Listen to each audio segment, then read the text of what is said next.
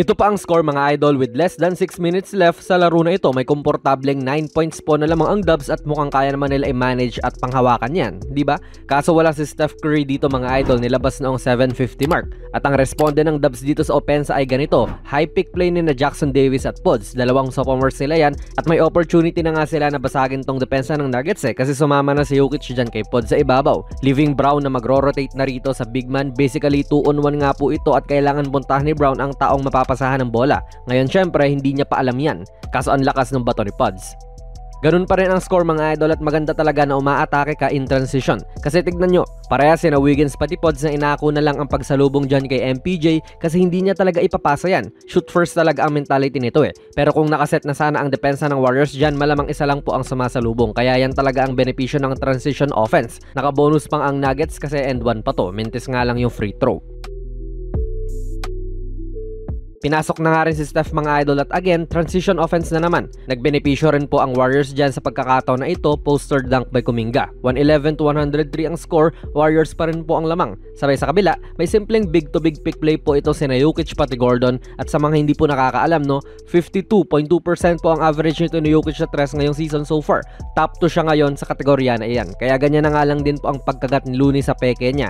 Now ito, challenge ng Nuggets to kasi Warriors ball po ang tinawag ng ref. Sa give and go kasi may kita natin si Kuminga na dito pa lang pumapostura na siya na kukuha ng charge, in which kapag dumiretso nga po si Jokic dyan, malamang yun po yung tawag, malinis na malinis. Sa lupit nga rin po nito ni Joker, iniwasan niya si Kuminga, kaya si Kuminga sumabay din doon sa kanyang pag-sidestep, kaya gumalaw din siya. Ibig sabihin hindi talaga naunahan ni Kuminga ng pwesto tong si Joker at blocking foul talaga yan. Kailangan kasi mga idol ay i-establish mo muna yung position mo at the point of contact. Dito si Kuminga pa nga yung humabol para sa contact. Blocking foul, end one pa to mga idol. Pasok kay Jokic yung free throw, 5 na nga lang po ang lamang, 111-106. Pero naging 7 yan dahil sa layup ni Steph. And may mga bad breaks din po talaga yung Warriors. Tulad nito na ayan na naman, napapaangat nila si Jokic sa ibabaw at maganda nga rin po ang paghahanap ni Looney dito sa open man na si Hield. Napakainit nga ng simula ng season nito ni Buddy pero ngayon po ay medyo nanlamig na siya. Practice shot to basically pero mintes sa crunch time.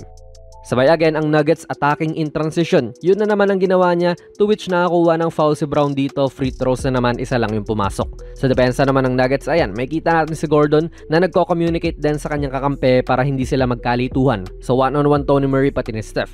Talagang good honest defense lang po ang ginawa ni Murray dito. Napapasok naman din ni Steph yan, pero good defense kay Murray nga talaga.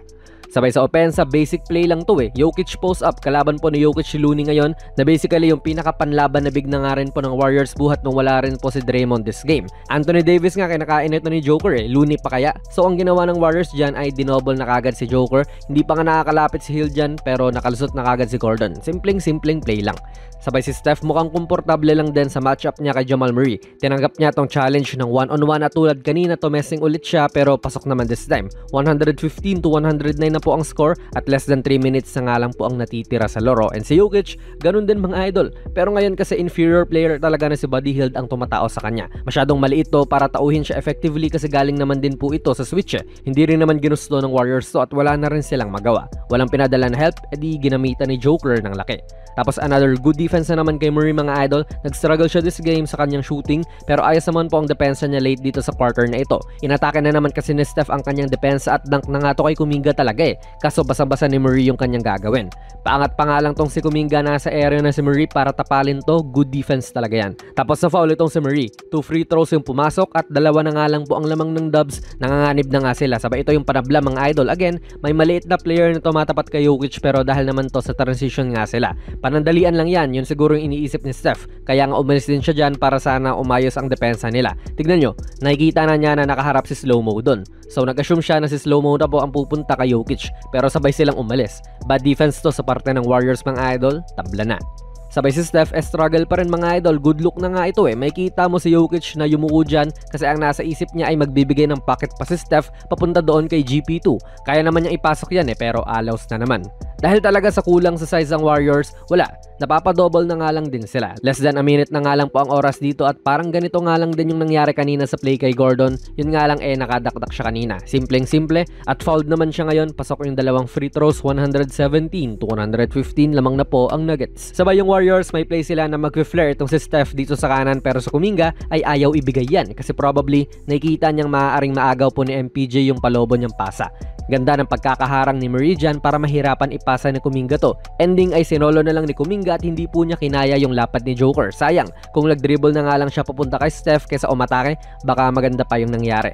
Nagkaroon pa naman ng isa pang chance ang Warriors mga idol at ganun pa rin hindi nila maipasa kay Steph yung bola kaya nag-decide na nga lang sila na umatake. Yun lang din ang nangyari at stop na naman ang nagawa ng Nuggets na dula sa Wiggins. Kaya yan mga idol, yung komportableng lamang ng Warriors sa fourth quarter, hinabol pa ng Nuggets at sila pa nga ang nakapusilit ng panalo sa NBA Cup game na ito.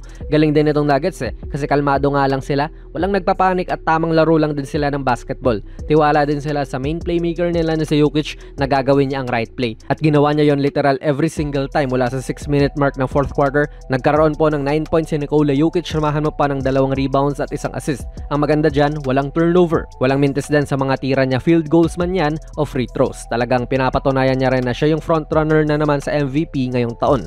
Solid game mula sa Nuggets. Ano po ang masasabi niyo sa video natin ngayon mga idol? Ilagay niyo lang po ang inyong mga komento sa ating comment section sa baba. Kung nagustuhan niyo po ang ating video ay pipindot na lang idol ng like button, mag-subscribe ka na rin sa ating channel at ako nga pala si Jonas PB and as always, hanggang sa muli.